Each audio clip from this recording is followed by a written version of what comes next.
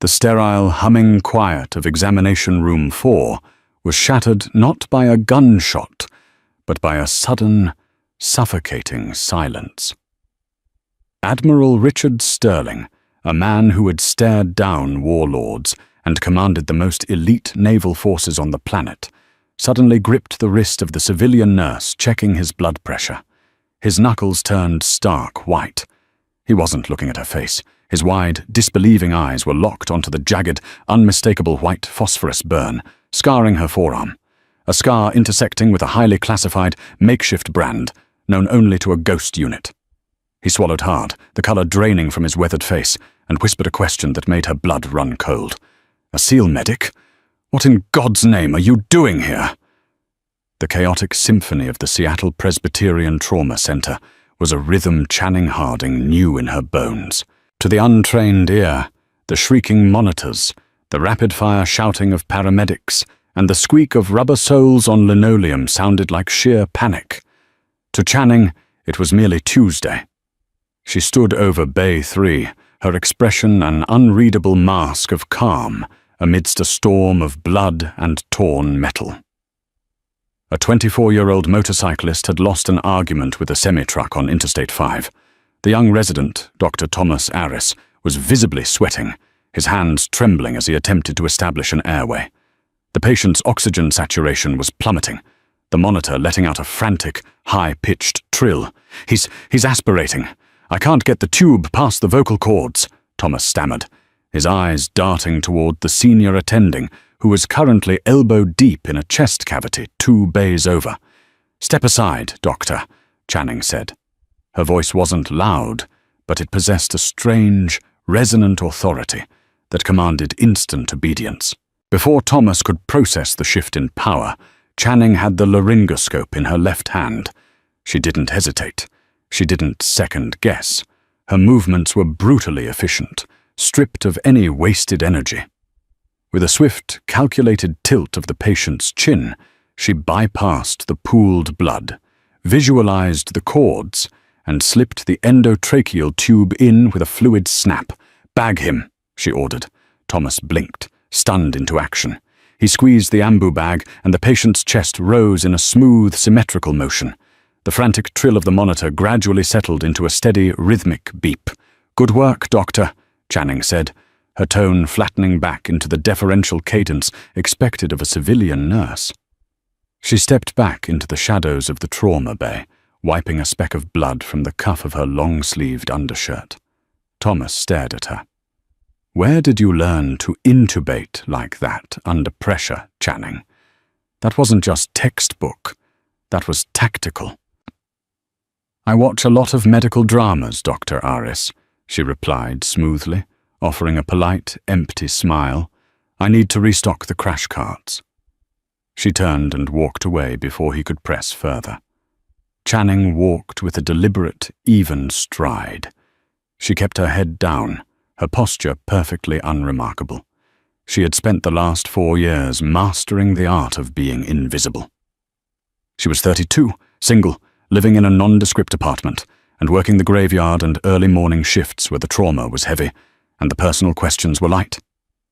Entering the staff locker room, she finally allowed her shoulders to drop. The fluorescent lights buzzed overhead like a swarm of angry hornets. She walked to her locker, spun the combination, and pulled out a fresh set of navy blue scrubs. As she unbuttoned her soiled top, she caught a glimpse of her reflection in the small mirror taped to the metal door. Her face was pale, framed by a messy bun of dark hair, with shadows beneath her eyes that no amount of concealer could erase. But it was the skin beneath her clothes that held her true history.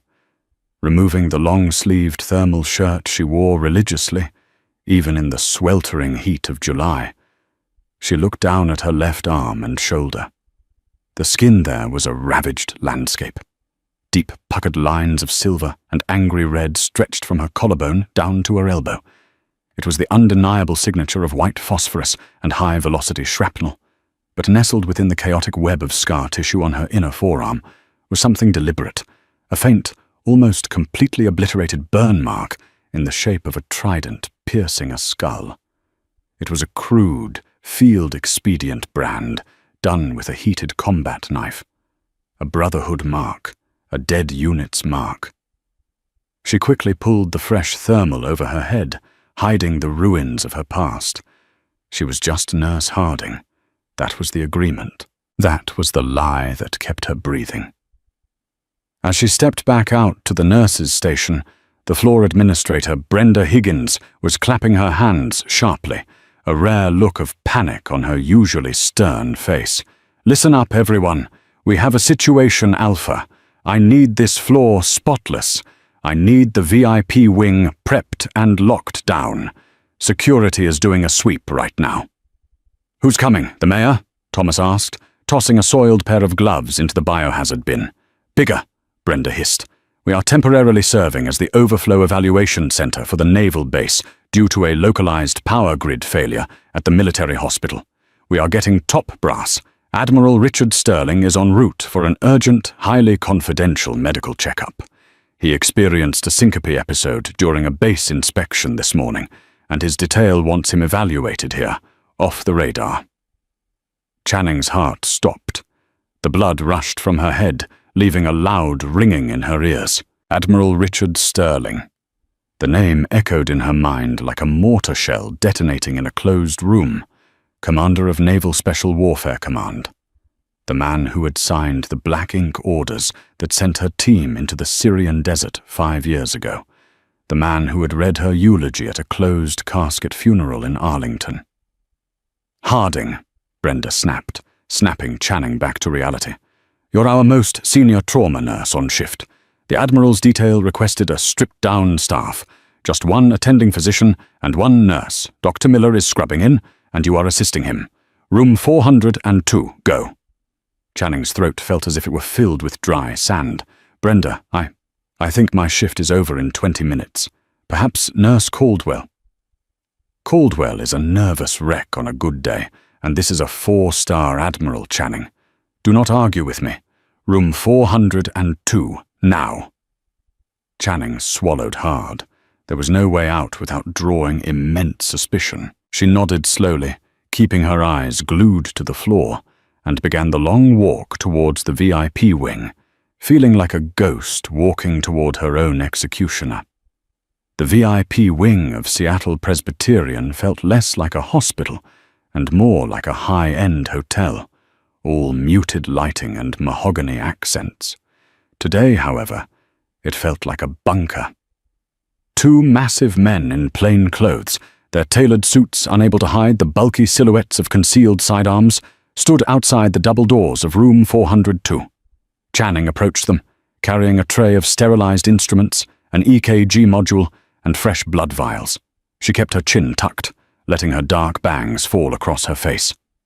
"Hold it," the taller of the 2 agents said, putting a massive hand on her shoulder. "ID." She wordlessly lifted her hospital badge. He scrutinized it, cross-referenced it with a digital pad, and then patted down the pockets of her scrubs with professional detachment. "Clear," he muttered to his partner, stepping aside. "The Admiral is not in a good mood. Do your job quickly and get out." "Understood," Channing whispered. She pushed the door open with her hip. The room was expansive, smelling sharply of bleach and expensive aftershave. Sitting on the edge of the examination table, looking distinctly irritated in a hospital gown that draped over his broad, heavily scarred chest, was Admiral Richard Sterling. Even in a vulnerable position, the man radiated an imposing, almost predatory gravity. His steel-grey hair was clipped close to his scalp, and his sharp, icy blue eyes were currently fixed on a tablet in his hand. He looked up as she entered, his gaze sweeping over her with a quick, tactical assessment before dismissing her as part of the furniture. "Where is the doctor?" Sterling barked, his voice a low, gravelly rumble that made the hairs on the back of Channing's neck stand up. "Doctor, Miller is reviewing your preliminary field scans, Admiral," Channing said, actively modulating her voice to sound higher, softer, and weaker than her natural tone. "He will be in shortly. I am just here to establish a baseline EKG and draw blood." "Fine. Get on with it. I have a briefing with the Pentagon in an hour. and this dizzy spell was nothing but dehydration and bad coffee. Channing approached the side of the bed. Her hands, which hadn't shaken while intubating a dying man 30 minutes ago, felt stiff and uncooperative. She kept her head angled away, focusing entirely on his right arm. She wrapped the blood pressure cuff around his bicep, pumping it up. 130/85. A little high, but expected for a man of his rank and stress level. She turned to her tray, uncapping the needle for the blood draw. "Make a fist, please," she murmured. Sterling complied, staring out the window at the Seattle skyline. Channing found the vein in the crook of his arm instantly. She slid the needle in with a painless, practiced motion, swapping out the vials as they filled with dark crimson. "You're good," Sterling noted, still looking out the window. "Usually the civilian nurses butcher my arm trying to find a vein through the scar tissue." "Thank you, sir," she said softly. She withdrew the needle, pressing a cotton ball to the puncture site. "Hold this, please." As she reached across him to deposit the used needle into the red sharps container mounted on the wall behind the bed, the toe of her rubber shoe caught on the heavy power cord of the motorized bed. Channing stumbled forward. Instinct took over. It wasn't the clumsy flail of a civilian. It was the hyper-fast, balanced recovery of a Tier 1 operator. She twisted her torso, throwing her left hand out to brace her fall against the metal bedrail to avoid crushing the Admiral. The movement was too sharp, too violent. The cuff of her scrub top and the thermal undershirt caught on the sharp plastic edge of the bed's control panel. The fabric tore with a sickening rip, sliding violently up to her elbow. Channing froze. Admiral Sterling, whose reflexes were equally honed, had reached out to catch her. His large hand closed securely around her left wrist to stabilize her. For 2 seconds, nobody breathed. Sterling's grip on her wrist suddenly turned to iron. He wasn't looking at her face. His eyes were locked, unblinking, on the exposed skin of her inner forearm. The harsh overhead examination lights illuminated the terrible, swirling white scars of the phosphorus burn. And there, sitting dead center in the pale, ruined skin, was the faint, jagged scar of a skull pierced by a trident. The Devil's Pitchfork. The unauthorized, highly illegal unit tattoo of Task Force Obsidian. Sterling's breath hitched. He slowly, agonizingly, dragged his gaze up from her arm, past her torn sleeve, to her face. He stared at her jawline, the shape of her eyes, peering through the civilian makeup and the heavy exhaustion. When he finally spoke, the booming authority was completely gone from his voice. It was replaced by a trembling, hollow sound of absolute shock. "Harding," he whispered. Channing tried to yank her arm away, but his grip was like a vice. "Let go of me, Admiral," she said.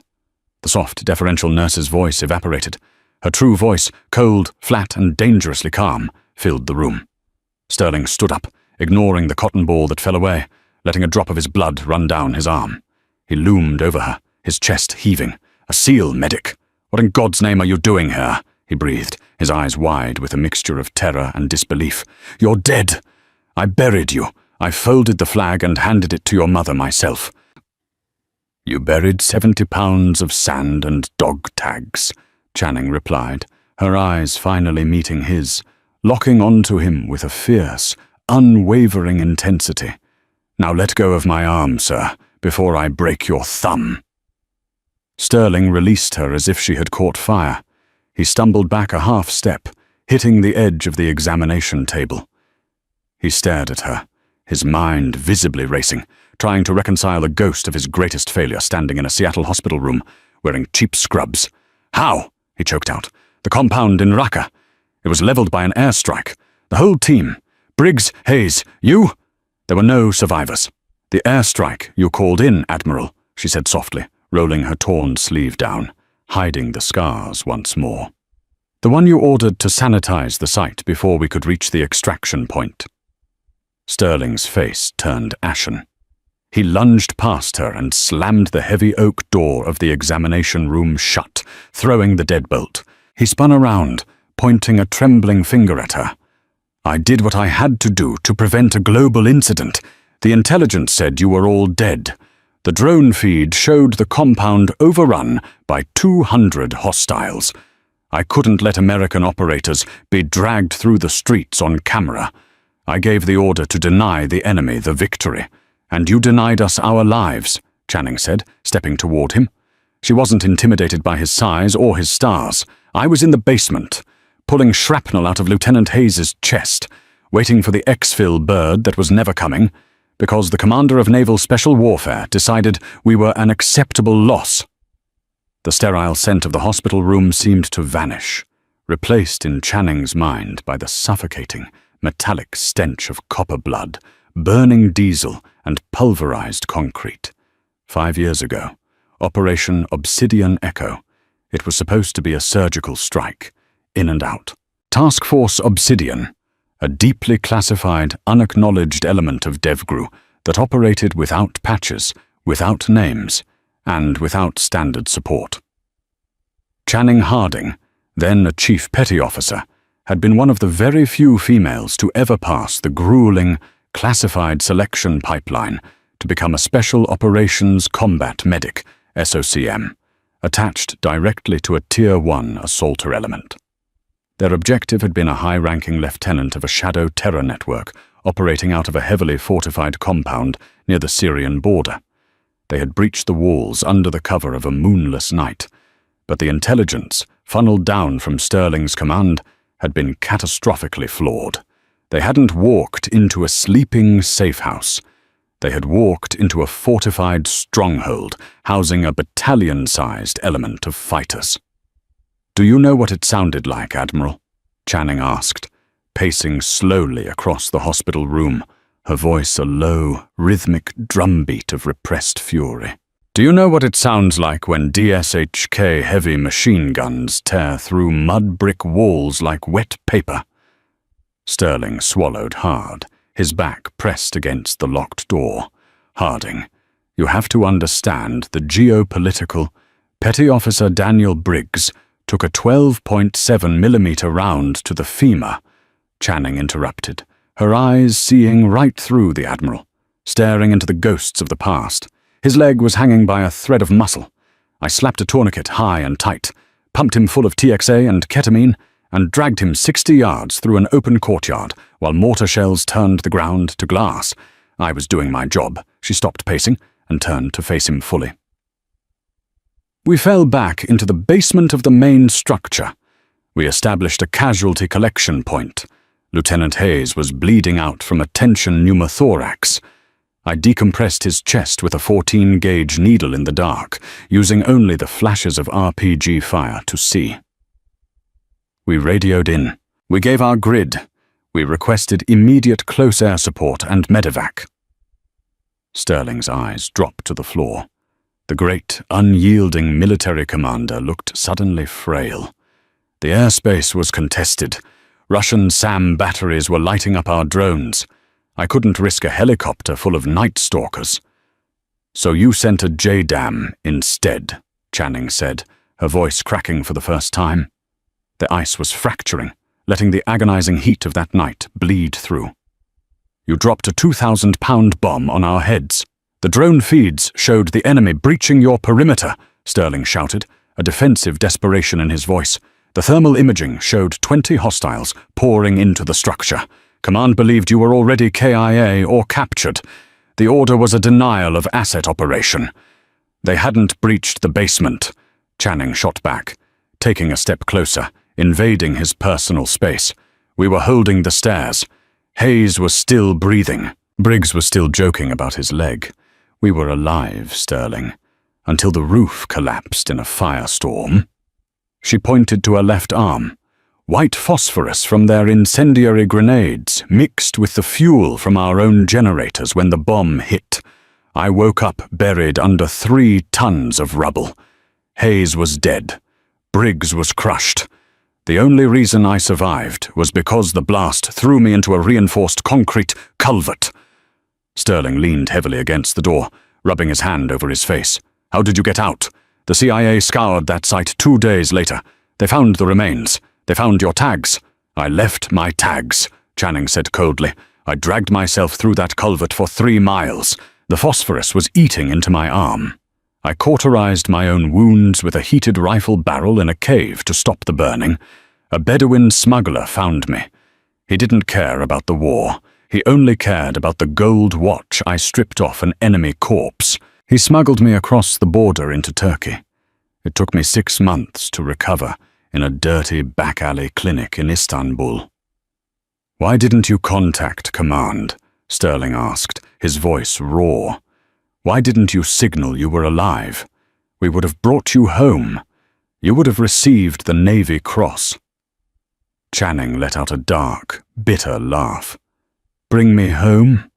To the people who dropped a bomb on my brothers to prevent a political incident? You erased Task Force Obsidian. You classified the mission as a training accident in the Mojave Desert to the public. If I had walked into an embassy, I wouldn't have been given a medal, Admiral. I would have been quietly disappeared into a black site because I was the loose end that knew you sacrificed your own men to save your career. The silence in the room stretched out, heavy and suffocating. The hum of the hospital ventilation system seemed deafening. Sterling looked at the woman before him. She was no longer the eager, fiercely loyal medic he had deployed. She was forged steel, tempered in betrayal, and baptized in fire. So you came back, Sterling finally said, his eyes narrowing slightly as the tactical side of his brain began to reboot. You smuggled yourself back into the United States.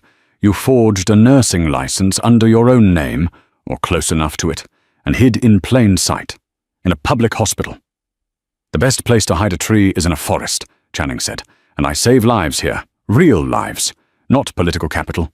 I clock in, I patch up car crash victims and gunshot wounds, and I sleep at night knowing I didn't leave anyone behind. Sterling pushed himself off the door, his posture straightening back into that of an admiral. Do you realize what this means, Harding? You are a deserter. You are an unauthorized possessor of highly classified state secrets. My security detail is right outside that door. I could have you arrested for treason right now. Channing didn't flinch. She reached into the pocket of her scrub pants and pulled out her smartphone. She tapped the screen once, bringing up an audio recording app. The timer was rolling. It had been recording since the moment the door shut. And I could hit send on a dead man's switch I set up 3 years ago, Channing stated, her thumb hovering over the screen. A switch that will send this recording, along with a heavily encrypted file containing the real after-action reports, grid coordinates, and thermal footage of Operation Obsidian Echo. One stole from a secure server before we deployed, to the New York Times, the Washington Post, and the Senate Armed Services Committee. Sterling froze. The color that had begun to return to his face vanished once more. You wouldn't, he growled. Try me, Rick, she said, using his first name like a weapon. I lost everything in that desert. My career, my team, my faith in the uniform. I have absolutely nothing left to lose. Do you? Before Sterling could formulate a countermeasure, a sharp, heavy knock hammered on the examination room door. Admiral? Came the muffled voice of the Secret Service agent in the hallway. Dr. Miller is here. Is everything all right in there? The door is locked. Sterling stared at the phone in Channing's hand. The standoff was a knife's edge. One word from him, and the door would be kicked in. One tap from her, and a 4-star career would end in an international war crimes tribunal. We are fine, Agent Miller, Sterling called out, never breaking eye contact with Channing. The nurse was just finishing her drawer. Give us a moment. Understood, sir. Sterling lowered his voice to a harsh whisper. What do you want, Harding? Money? A pardon? A new identity? I want exactly what I've had for the last 4 years, Channing replied, slipping the phone back into her pocket. I want to be left alone. I want Admiral Richard Sterling to walk out of this hospital today, go back to Coronado, and pretend this localized dizzy spell made him hallucinate a ghost. You will never look for me. You will never monitor me. Because if I even sense an NSA tail, or if I get bumped by a stranger on the subway, the file drops. Sterling clenched his jaw, the muscles working furiously. He was a man used to dictating terms, not accepting them from subordinates, but he looked at the cold, dead certainty in her eyes and realized he was thoroughly outmaneuvered. She was a ghost holding a thermal detonator. "Fine," Sterling said, the word tasting like ash in his mouth. "You're a civilian nurse. I don't know you."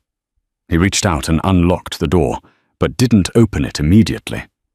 He looked back at her one last time, a strange mixture of regret and respect softening his harsh features. "Hayes and Briggs," Sterling said quietly. "They fought well?" Channing's throat tightened, the clinical detachment threatening to crack. "They fought like lions, sir. Right up until the end." Sterling nodded slowly. "Good." He pulled the door open. Dr. Miller, a balding, portly man, bustled in, followed closely by the wary security agents. "Ah, Admiral, apologies for the delay," Dr. Miller said, holding up a tablet. "I've reviewed the scans.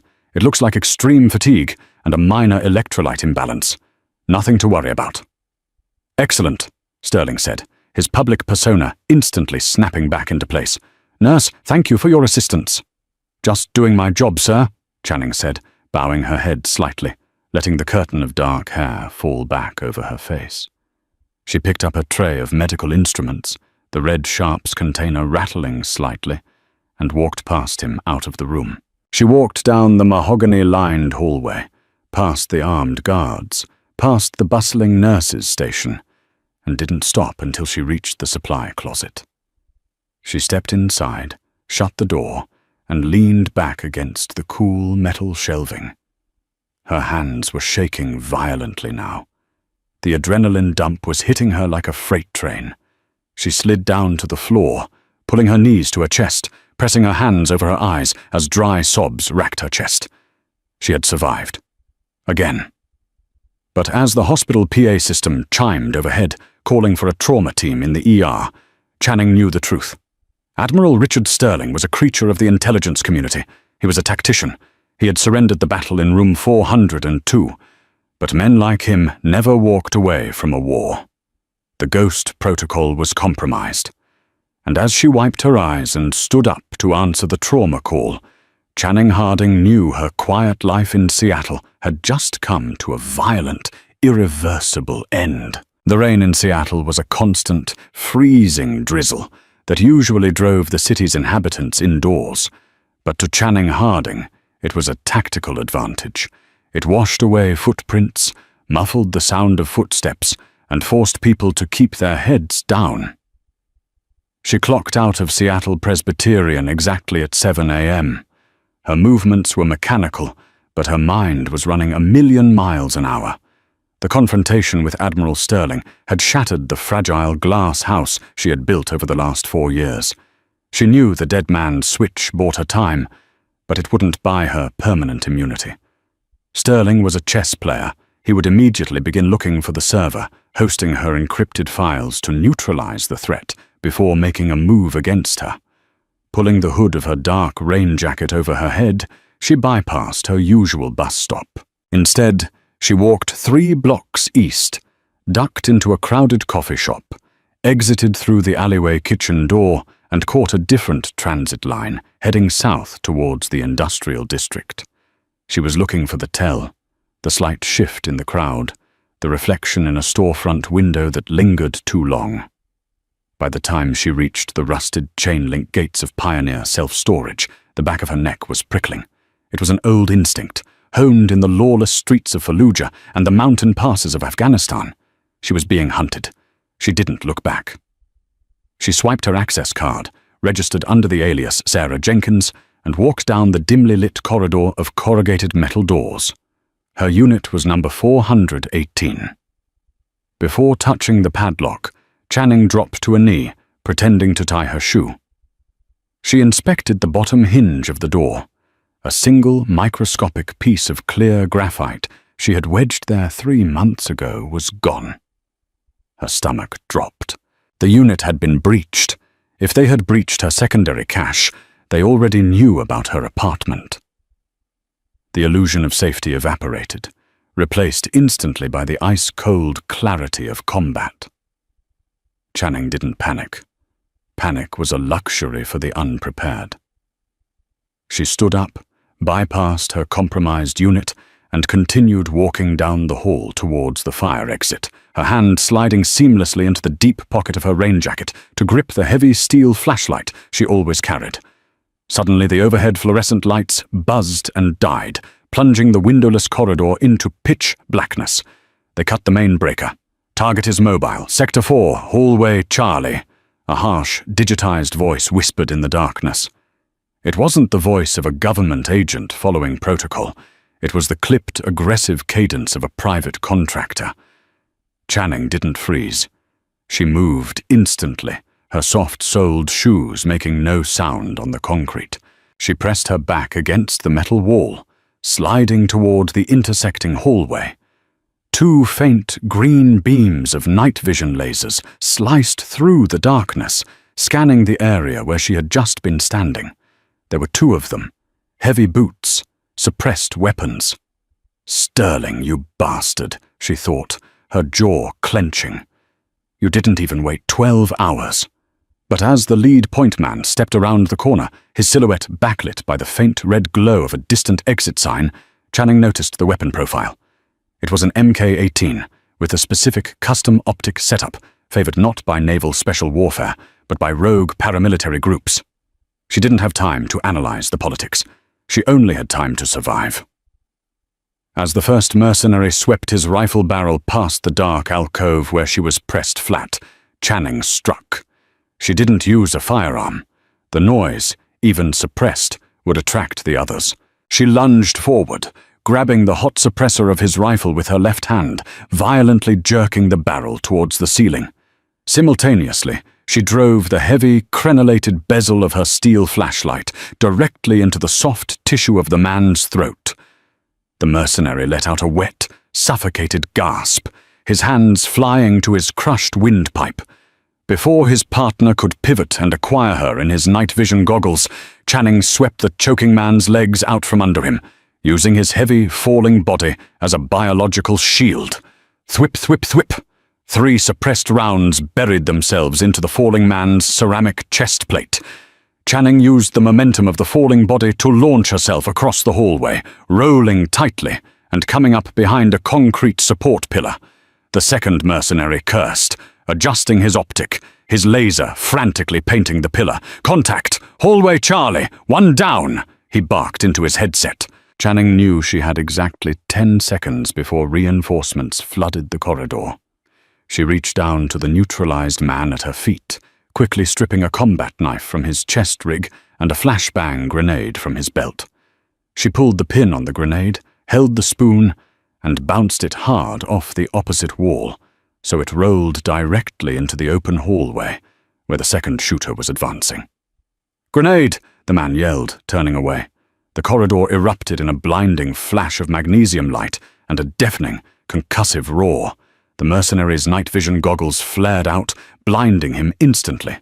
Channing surged from cover while the smoke was still expanding. She closed the distance in 3 strides, tackling the disoriented shooter to the ground. She didn't hesitate, driving the pommel of her stolen knife into the side of his helmet, knocking him cold.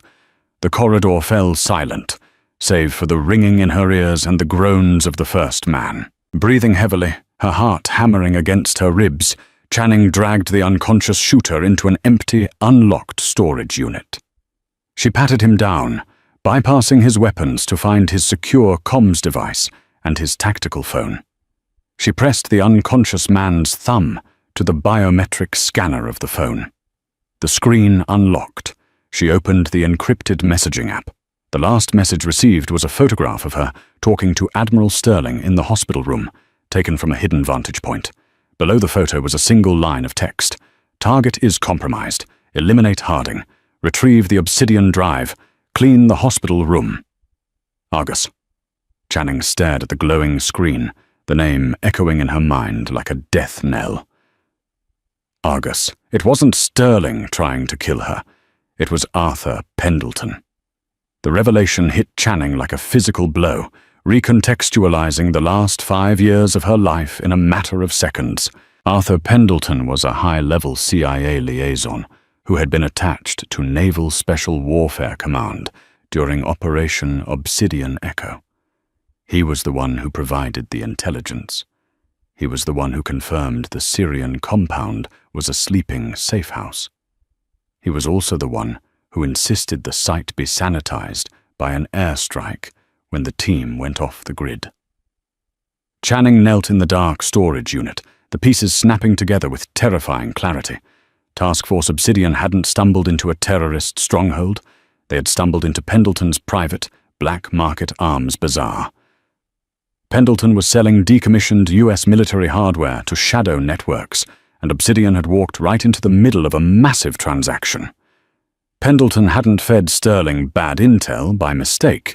He had intentionally sent Obsidian into a meat grinder, and when they didn't die fast enough, he manipulated Sterling into dropping the bomb to bury the evidence. And now, Pendleton had a mole inside Sterling's security detail at the hospital. They had heard the conversation. Pendleton now knew Channing was alive, that she had the stolen, encrypted operational drive, proving the intelligence was doctored, and that Sterling now knew his airstrike was built on a lie. Channing looked at the phone again. Clean the hospital room. Her blood ran cold. Pendleton wasn't just tying up loose ends with her. He was going to assassinate a 4-star Admiral to ensure the truth never came out. Sterling was scheduled to fly back to Coronado this afternoon from a private military airstrip in Boeing Field. Damn it, Channing hissed, shoving the phone into her pocket. She hated Sterling. She hated him for giving the order, for not verifying the intel, for being the instrument of her team's destruction. But he was a pawn. Pendleton was the man who had actually murdered Hayes and Briggs, and if Sterling died today, Pendleton would vanish into the shadows forever, and the true story of Task Force Obsidian would be buried with the Admiral. She had to save the man she despised to destroy the man who killed her brothers. Channing stripped the unconscious mercenary of his tactical vest, his sidearm, and extra magazines. She threw her rain jacket over the rig, concealing the weapons. She slipped out the back emergency exit of the storage facility, just as 3 more heavily armed men breached the front gate. Stealing a battered sedan from the industrial park's overflow lot, Channing hot-wired the ignition with practiced efficiency. She slammed the car into gear, the tires screeching on the wet pavement as she sped toward Boeing Field. It was 10:15 a.m. Sterling's flight was scheduled for 11 o'clock. She navigated the slick Seattle streets like a ghost, her mind operating purely on tactical algorithms. She needed a way to bypass base security without triggering a massive military response which would alert Pendleton's mole. She pulled the sedan onto a service road running parallel to the private military terminal at Boeing Field. Through the chain-link fence, she could see the sleek Gulfstream jet idling on the tarmac, surrounded by 2 black SUVs. Sterling's motorcade. Channing parked the car behind a row of shipping containers, killed the engine, and grabbed a set of bolt cutters from the trunk. She slipped through the rain, cutting a small, hidden access hole in the perimeter fence. She belly-crawled through the wet grass, blending into the shadows of the fuel trucks parked near the edge of the tarmac. She watched through the scope of the stolen Mk-18. Admiral Sterling emerged from the terminal, flanked by 4 plainclothes security agents. He looked exhausted, the brief vulnerability from the hospital room replaced by a grim, hard stoicism. Channing scanned the agents. 3 of them she recognized from the hospital. The 4th was new, a tall, broad-shouldered man with a sharp jawline hanging slightly back from the formation. His right hand rested casually inside his unbuttoned suit jacket, far too close to his holster for a relaxed protection detail. More importantly, he wasn't looking at the perimeter. He was looking at the back of Sterling's head. There you are, Channing thought. As the group approached the stairs of the Gulfstream, the 4th agent subtly unclipped his radio earpiece. It was the universal tell of an operative going rogue, cutting communication before an assassination. He drew his weapon, a suppressed Sig Sauer, smoothly, aiming directly at the center of Sterling's spine. He never got the chance to pull the trigger. Crack! The suppressed shot from Channing's stolen Mk-18 echoed across the tarmac like a whip snapping. The .556 round struck the rogue agent squarely in the shoulder, spinning him violently away from the Admiral and sending his weapon clattering to the wet concrete. Chaos erupted.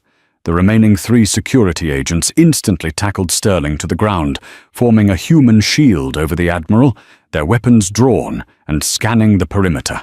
"Sniper, north perimeter, fuel trucks!" one of the agents screamed into his radio. Channing didn't run. She dropped the rifle, raised both hands high in the air, and stepped out from behind the fuel truck into the pouring rain. "Hold fire! Hold fire!" she shouted, her voice cutting through the panic. She kept her hands visible, walking slowly towards the pile of agents. One of the agents trained his weapon on her chest, his finger tightening on the trigger. "On the ground, face down, now!" "Agent Miller, check the man I just shot," Channing yelled, recognizing the lead detail agent from the hospital. "Check his inside left pocket. He has a burner phone with a direct line to Arthur Pendleton. He was about to put a bullet in the Admiral's back." Agent Miller hesitated, his gun unwavering from Channing, but he barked an order to his partner. The second agent moved cautiously to the bleeding, groaning rogue agent on the tarmac. He patted him down, retrieving an unmarked black phone and a secondary, non-issue firearm. "Miller, she's right," the agent said, his face pale. He had a suppressed piece ready. "It's not standard issue." Admiral Sterling pushed himself up from the wet tarmac, shrugging off his protective detail. He stared at the woman standing in the rain, her hands raised, rain slicking her dark hair to her face. She was wearing a stolen tactical vest over her hospital scrubs. The shock on his face was profound. "Harding?" he breathed. "They know I'm alive, Admiral," Channing said loudly, ignoring the guns pointed at her. "Pendleton knows about the hospital. He sent a kill squad to my cache an hour ago. He sent this man to silence you before you could ask questions about Syrian intelligence." Sterling looked from Channing to the bleeding traitor on the ground, the reality of the geopolitical chessboard shifting violently beneath his feet. The man who had commanded thousands realized he had been played for a fool by a CIA pencil pusher. "Stand down, Miller," Sterling ordered, his voice suddenly cold and hard as diamond. "Sir, she's an unknown hostile. I said stand down," Sterling roared. He brushed past his guards and walked directly up to Channing, stopping 2 feet away. He looked at the stolen tactical gear, the mud on her knees, and the fierce, unyielding fire in her eyes. "You saved my life," Sterling said quietly, the words feeling foreign to him. "Don't flatter yourself, Rick," Channing replied, lowering her hands, her voice dripping with venom. "I didn't do it for you. I did it because Arthur Pendleton murdered my team. And you are the only man with enough stars on his collar to help me tear his shadow network to the ground." Sterling stared at her for a long moment. The rain beat down between them, washing away the years of lies and cover-ups. He saw the ghosts of Task Force Obsidian standing behind her in the downpour. He slowly extended his hand. "Then let's go hunting, Chief," Sterling said. The rain lashed against the reinforced windows of a decommissioned Cold War-era bunker, hidden deep within the forested hills overlooking Naval Station Everett. Admiral Richard Sterling had bypassed all standard operating procedures, utilizing a black book safehouse known only to a handful of Tier 1 commanders. He had dismissed his protective detail, save for Agent Miller, who now stood guard outside the heavy steel blast door. Inside the dimly lit subterranean room, Channing Harding stood over a battered folding table. She had traded her blood-stained scrubs and stolen tactical vest for a simple black sweater and cargo pants sourced from the bunker's emergency supplies. Beside her, Sterling watched with hawkish intensity as she booted up a heavy, ruggedized Panasonic Toughbook she had retrieved from a waterproof cache buried beneath the floorboards of a rented garage in Bellevue. Pendleton built his entire career on the intelligence he fed your command, Channing said, her fingers flying across the keyboard as she bypassed the primary encryption layers. He was the golden boy of the CIA's Middle East desk, but a bureaucrat's salary doesn't buy a private estate in Geneva and offshore accounts in the Caymans. "You're telling me Arthur Pendleton is an arms dealer?" Sterling asked, the deep rumble of his voice carrying a dangerous edge. "I'm telling you he is the architect of the largest black market weapons pipeline in the region," Channing corrected, hitting the final execution command. The screen flashed green. "He wasn't hunting terrorists, Admiral. He was arming them." A high-definition thermal video populated the screen. It was the raw, unedited drone footage from Operation Obsidian Echo, the footage Pendleton had sworn was destroyed. "Look at the timestamp," Channing instructed, pointing at the bottom corner of the screen. "This is 45 minutes before we breached the compound. The intelligence report stated the target was a sleeping insurgent cell. Now look at the courtyard." Sterling leaned in, his eyes narrowing. The thermal imaging showed dozens of figures moving methodically. They weren't sleeping, and they weren't disorganized insurgents. They were loading heavy, elongated crates onto unmarked transport trucks. "Those are FGM-148 Javelin anti-tank missiles," Sterling breathed, recognizing the distinct thermal signature of the crate dimensions. "Those were reported missing from a supply depot in Bagram 3 months prior." "Exactly," Channing said softly. "Task Force Obsidian didn't stumble into an ambush. We stumbled into Arthur Pendleton's warehouse on shipping day. If my team had survived, we would have secured those weapons, run the serial numbers, and traced the logistics directly back to Langley. Pendleton couldn't let that happen. He panicked. He jammed our primary communications, fed your command fake localized thermal feeds, showing us being overrun, and manipulated you into dropping a JDAM on his problem." Sterling stared at the screen, watching the ghosts of his men moving in the grainy black and white footage just minutes before the firestorm. The immense weight of his guilt, carried for 5 long years, began to harden into something entirely different. Pure, unadulterated vengeance. "He used the United States Navy as his personal cleanup crew," Sterling growled, his fists clenching so tightly his knuckles popped. "And now he's trying to finish the job," Channing added, shutting the laptop. He missed his shot at the airstrip. By now, his rogue agent has missed his check-in. Pendleton knows you're alive, and he knows I'm with you. He will be scrubbing his servers, liquidating his assets, and preparing to vanish. "He can't vanish," Sterling stated coldly. "He's scheduled to brief the Joint Chiefs at the Pentagon tomorrow morning. He's too arrogant to run before securing his political cover." Channing looked up at the Admiral, a calculating light in her eyes. "Then we don't let him get to the Pentagon. We make him come to us." "How?"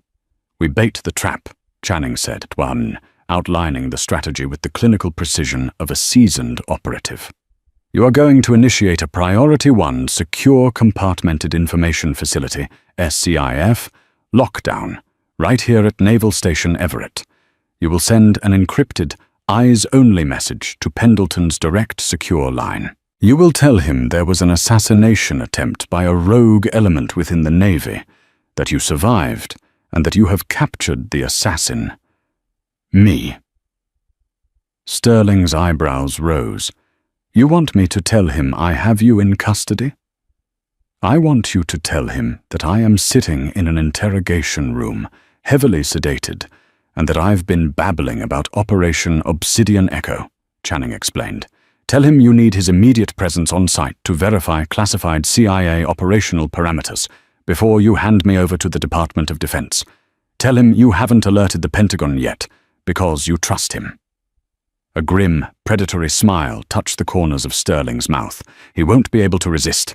It's the perfect opportunity for him to silence both of us within a controlled military environment, framing it as a tragic incident during an interrogation of a hostile domestic terrorist. "He will bring his own private contractors, disguised as federal agents," Channing warned. "He won't trust Navy security." "Let him," Sterling said, pulling a heavy Glock 19 from the table and racking the slide, he forgets that he is walking into a naval base. I command the masters of the sea and the shadows. Let's see how Arthur Pendleton likes fighting ghosts on our turf. The interrogation room, deep within Naval Station Everett's secure annex, was a stark, windowless concrete cube. Channing sat at the heavy steel table, her wrists bound with flex cuffs, head slumped forward to play the part of a broken, sedated prisoner. The stolen operational drive sat safely secured in her pocket. At 2300 hours, the heavy steel door clicked open. Arthur Pendleton stepped inside, wearing his power like a bespoke Italian suit. He held a concealed, suppressed Heckler and Coke pistol. 2 massive mercenaries trailed behind him. Admiral Sterling stood in the corner, arms crossed. "Arthur, thank you for coming." Pendleton offered a deeply fake smile. "Of course, Rick. When I heard about the assassination attempt, and that Chief Petty Officer Harding was behind it, I was horrified. A tragic psychological break." "She was raving about weapons shipments," Sterling noted carefully. "Javelin missiles." Pendleton's eyes flicked toward Channing, malice breaking through his polished veneer. "Delusions, Rick. It's a mercy you called me before alerting the Department of Defense. The media circus would have ruined your career." He raised his suppressed pistol slightly. "My men will take custody of the prisoner. We have a black site in Oregon. She will quietly disappear." "I think there's been a misunderstanding, Arthur," Sterling said, his voice dropping dangerously. Suddenly Channing raised her head. The glazed look vanished, replaced by the sharp intensity of a sniper. With a swift twist and a concealed shim, the flex cuffs snapped open and dropped to the floor. Pendleton stumbled back. "Shoot her!" he barked. Before his mercenaries could pull their triggers, the heavy steel door was kicked entirely off its hinges. 6 heavily armed Navy SEALs flooded the room with terrifying speed. In seconds, Pendleton's contractors were disarmed, swept to the floor, and restrained. Pendleton froze as 6 laser sights painted his chest. "Drop it, Arthur," Sterling commanded. Pendleton's hands shook, his political arrogance clinging by a thread. "You have no jurisdiction over me. I'm a senior CIA director. I'll have your stars for this." "You don't have a desk anymore, Pendleton," Channing said, standing up. She tossed a slim mobile device onto the table. The screen displayed a live uplink to the Senate Select Committee on Intelligence and the Department of Justice. "While you were flying here to murder me," Channing explained, her voice echoing with cold authority, "the Inspector General verified and downloaded the thermal footage, the banking records, and your communications with the Syrian arms brokers." Pendleton stared at the phone, the blood draining from his face. The untouchable ghost of Langley had just been dragged into the light. "You're dead," Pendleton whispered. "I watched the compound burn." "You burned my team," Channing corrected, rolling up her sleeve to expose her jagged phosphorus scars and the ruined Devil's Pitchfork brand. "But you forgot the most important rule. If you stab a ghost in the back, make sure she doesn't survive." She turned to the SEALs. "Get him out of my sight." The operators dragged the protesting CIA director out of the room. The war that started 5 years ago in Syria had finally ended. Sterling exhaled a long, heavy breath. "Pendleton will spend his life in a supermax. Your name is cleared, Harding. Task Force Obsidian will be honored." He looked at her not as a nurse, but as a pinnacle operator. "I can have your commission reinstated by midnight. A new command. The Navy needs you." Channing looked at her scars, thinking of the ER and her quiet civilian life. She pulled her sleeve down. "With respect, Admiral. Task Force Obsidian died in that desert, and so did I. My war is over." She paused at the doorway, a faint smile touching her lips. "Seattle Presbyterian is short-staffed tonight, and Dr. Aris still needs someone to teach him how to properly intubate." Sterling watched her go, offering a slow, crisp salute to the empty hallway long after the ghost had disappeared. And that is how the ghost of Task Force Obsidian finally found her peace. Channing Harding proved that true strength isn't just about surviving the fire, but having the courage to walk away from the ashes and forge a new life on your own terms. Admiral Sterling learned that the most lethal weapons aren't missiles, but the unbreakable loyalty of the operatives he commands.